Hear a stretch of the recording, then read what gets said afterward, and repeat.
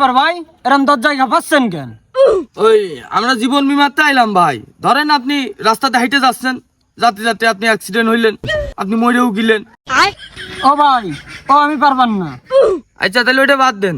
ধরেন আপনি মোটরসাইকেল চালায় যাচ্ছেন, যাতে যাতে আপনার ব্রেক ফেল হয়ে গেল, আপনি অ্যাক্সিডেন্ট করলেন।